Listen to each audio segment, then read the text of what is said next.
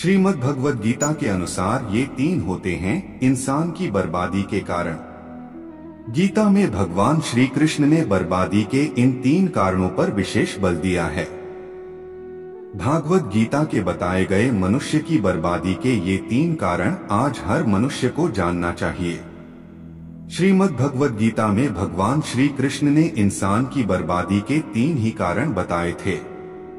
मनुष्य की बर्बादी के ये कारण आज भी की सटीक है।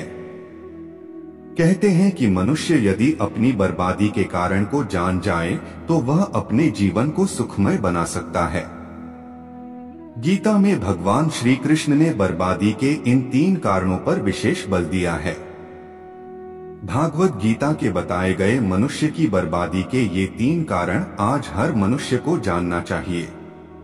यह कोई मैं नहीं बता रहा बल्कि गीता में ऐसा वर्णन मिलता है। क्या आप जानते हैं कि मनुष्य की बर्बादी के 3 कारण कौन कौन से हैं? यदि नहीं तो आगे हम इसे एक कहानी के आधार पर जानते हैं। वीडियो में आगे बढ़ने से पहले हमारे YouTube चैनल जीवन ज्ञान संगम को लाइक सब्सक्राइब करें और कमेंट में जय श्री राम लिख दे। आपका कल्याण ही कल्याण होगा। प्राचीन काल में एक शाही परिवार में एक लड़के का जन्म हुआ। कम उम्र में ही शाही ठाठ से दूर गुरुकुल में भेज दिया था।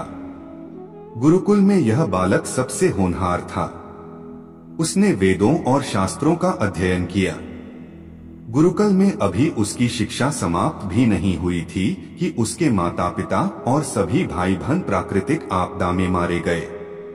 शिक्षा समाप्त करने के बाद इस बालक ने प्रण लिए कि उसका सारा जीवन लोगों की भलाई में ही बीतेगा। अब इस सन्यासी ने अपनी सारी महत्वाकांक्षा त्याग दी। वह सांसारिक वस्तुओं को छोड़कर हिमालय की जंगलों में चला गया। उसने लंबे समय तक तपस्या की। धीरे धीरे इस सन्यासी की चर्चा सभी जगह होने लगी। उस राज्य का राजा बहुत ही क्रूर व्यक्ति था। राजा ने सन्यासी से भेंट करने की ठानी, जिसके बाद राजा उस सन्यासी से इतना प्रभावित हुआ कि उसने अच्छाई की राह पर चलने की ठान ली। राजा मन ही मन सोचने लगा कि अगर ये सन्यासी मुझे चंद मिनटों में ही इतना कुछ बदल सकता है तो यदि ये मेरे पास रहने लगे तो मेरी जिंदगी ही बदल जाएगी। इसके बाद राजा ने सन्यासी से अपने साथ चलने के आग्रह करने लगा। सन्यासी इसके लिए मान गए और राजा उन्हें साथ लेकर महल में चले गए। वहां राजा ने सन्यासी को शाही कमरे में भोजन करवाया। सन्यासी ने राजा का धन्यवाद किया और जाने की आज्ञा मांगी, जिस पर राज ने कहा, आप हमारे बगीचे में हमेशा के लिए रह सकते हैं।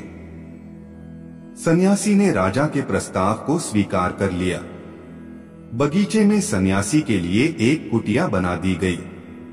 राजा ने भी सन्यासी की खूब सेवा की। कुछ समय बाद अचानक राजा और रानी अपने पड़ोस के राज्य में चले गए।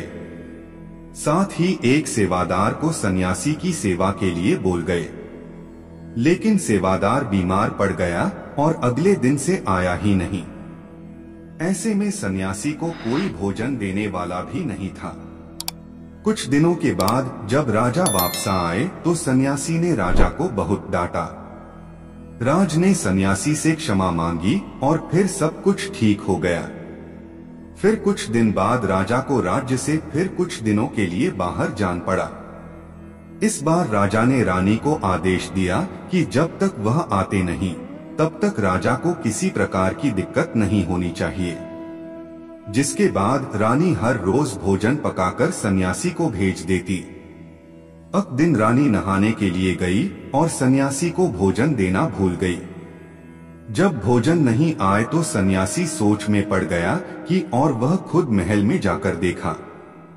सन्यासी की नजर रानी पर पड़ी। उसने रानी के अद्भुत रूप को देखकर चकित हो गया।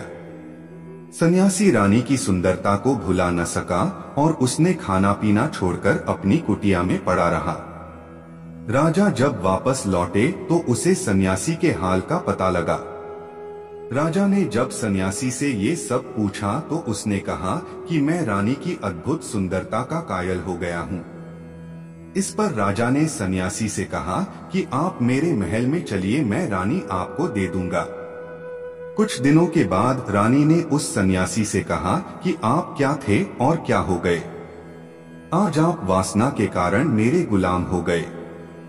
यह सुनकर सन्यासी को महसूस हुआ कि वो तो एक सन्यासी है। सन्यासी जोर जोर से चिल्लाने लगे और रानी से कहा, मुझे क्षमा कर दीजिए। इस प्रसंग का सार ये है कि जब इच्छा पूरी नहीं होती है तो क्रोध उत्पन्न होता है, और अगर पूरी हो जाए तो लालच बढ़ता है। आज के लिए बस इतना ही, मिलते हैं न्यू वीडियो पर। जय हिंद, जय भारत।